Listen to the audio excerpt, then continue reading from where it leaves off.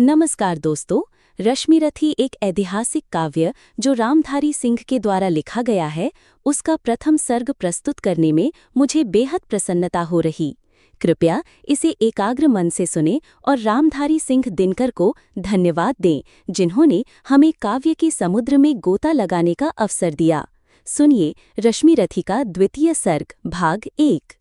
शीतल विरल एक कानन शोभित आदित्यका के ऊपर, कहीं उत्स प्रस्रवण चमकते झड़ते, कहीं शुभ निर्झर। जहाँ भूमि समतल सुंदर है, नहीं दिखते हैं पाहन, हरियाली के बीच खड़ा है विस्तृत एक उटज पावन। आसपास कुछ कटे हुए पीले धन खेत सुहाते हैं, शशक मूस गिलहरी कबूतर घूम घूम कण खाते हैं। कुछ तंद्रिल अलसित बैठे हैं, कुछ करते शिशु का लेहन, कुछ खाते शाकल्य देखते बड़े तुष्ट सारे गोधन।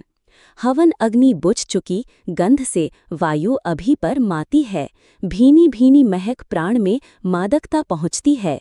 धूम धूम चर्चित लगते हैं तरु के शाम छदन कैसे, झपक रहे हों शिशु के अलसित कजरारे लोचन जैसे। बैठे हुए सुखद आतप में मृग रोमंथन करते हैं, वन के जीव विवर से बाहर हो विश्रब्ध विचरते हैं। सूख रहे चीवर रसाल की नन्ही झुकी टहनियों पर, नीचे बिखरे हुए पड़े हैं इंगुत से चिकने पत्थर। अजिन दर्भ पालाश कमंडलू एक ओर तप के साधन, एक ओर हैं टंगे धनुष तूनीर तीर बरझे भीषण।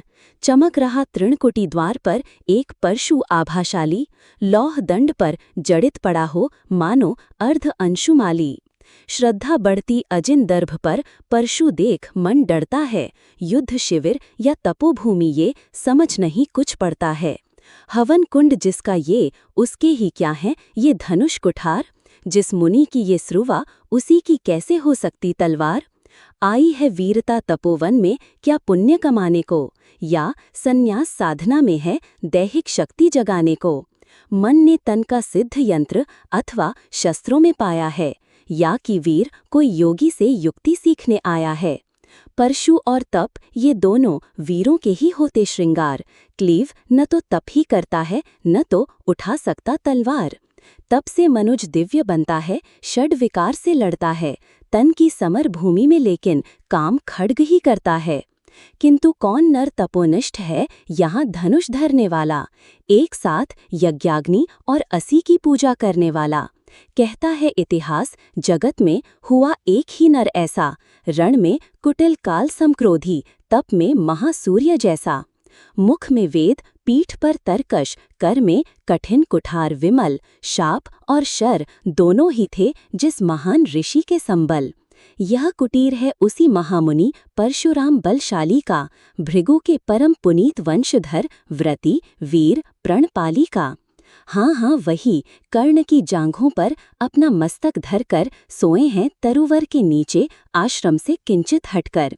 पत्तों से छन छन कर मीठी धूप माघ की आती है, पड़ती मुनि की थकी देह पर और थकान मिटाती है। कर्ण मुग्ध हो भक्ति भाव में मग्न हुआ सा जाता है, कभी जटा पर हाथ फेरता पीठ कभी सहलाता है। चढ़े नहीं चींटियां बदन पर, पड़े नहीं तृणपात कहीं, कर्ण सजग है उचट जाए गुरुवर की कच्ची नींद नहीं। वृद्ध देह तप से कृश काया, उस पर आयुध संचालन, हाथ पड़ा श्रम भार देव पर असमय ये मेरे कारण। किंतु वृद्ध होने पर भी अंगों में है क्षमता कितनी, और रात दिन मुझ पर दिखलाने रहते ममता कितनी। कहते हैं ओ वत्स पुष्टि कर भोग न तू यदि खाएगा, मेरे शिक्षण की कठोरता को कैसे सह पाएगा। अनुगामी यदि बना कहीं तू, खान पान में भी मेरा सूख जाएगा लहू, बचेगा हड्डी भर ढांचा तेरा। जरा सोच कितनी कठोरता से मैं तुझे चलाता हूँ, और नहीं तो एक पाँव दिन भर में रक्त जलाता हूँ। इसकी पूर्ति कहाँ से होगी बना अगर तू सन्यासी, इस प्रकार तो चबा जाएगी तुझे भूख सत्यानाशी। पत्थर सी हो मांसपेशियां, लोहे से भुजदंड अब है, नस नस में हो लहर आग की, तभी जवानी पाती जय। विप्र हुआ तो क्या रखेगा रोग अभी से खाने पर, कर लेना घनघोर तपस्या वही चतुर्थ के आने पर। ब्राह्मण का है धर्म त्याग, पर क्या बालक भी त्यागी हों? जन्म साथ शिलोंच वृत्ति के ही क्या वे अनुरागी हों? क्या विचित्र रचना समाज की, गिरा ज्ञान ब्राह्मण घर में, मोती बरसा वैश्य वेश में, पड़ा खड्ग क्षत्रिय कर में। खड्ग बड़ा उद्धत होता है, उद्धत होते हैं राजे, इसीलिए तो सदा बनाते रहते वे रण के बाजे। और करे ज्ञानी ब्राह्मण क्या, असी विहीन मन डरता है, राजा देता मान, भूप का वह भी आदर करता है। सुनता कौन यहाँ ब्राह्मण की, करते सब अपनी मन की, डुबो रही शोणित में भूको, भूपों की लिप्सा रण की। और रण भी किस लिए, नहीं जग से दुख दैन्य भगाने को, पर शोषक पथ भ्रांत मनुज को, नहीं धर्म पर लाने को। रण केवल इसलिए कि राजे और सुखी हों, मानी हों, और प्रजाएं मिले उन्हें, वे और अधिक अभिमानी हों। रण केवल इसलिए कि वे कल्पित अभाव से छूट सकें, बढ़े राज्य की सीमा, जिससे अधिक जनों को लूट सकें। रण केवल इसलिए कि सत्ता बढ़े, नहीं पत्ता डोले, भूपों के विपरीत न कोई कहीं कभी कुछ भी बोले।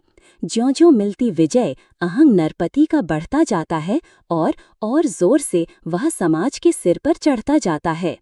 अब तो है यह दशा कि जो कुछ है वह राजा का बल है, ब्राह्मण खड़ा सामने, केवल लिए शंख गंगा जल है। कहाँ तेज ब्राह्मण में, अविवेकी राजा को रोक सके, धरे कुपथ पर जब ही पाओ वह, तत्क्षण उसको टोक सके। और कहे भी तो ब्राह्मण की बात कौन सुन पाता है, यहाँ रोज राजा ब्राह्मण को अपमानित करवाता है।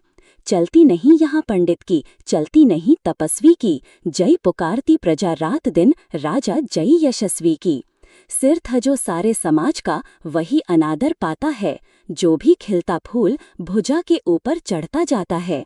चारों ओर लोभ की जय, चारों ओर भोग की जय, पाप भार से दबी धसी जा रही धरा पल पल निश्चय। जब तक भोगी भूप प्रजाओं के नेता कहलाएंगे, ज्ञान त्याग तप नहीं श्रेष्ठता का जब तक पद पाएंगे। अशन वसन से हीन दीनता में जीवन धरने वाले, सहकर भी अपमान मनुष्यता की चिंता करने वाले। अगले भाग के लिए सब्सक्राइब करें। धन्यवाद।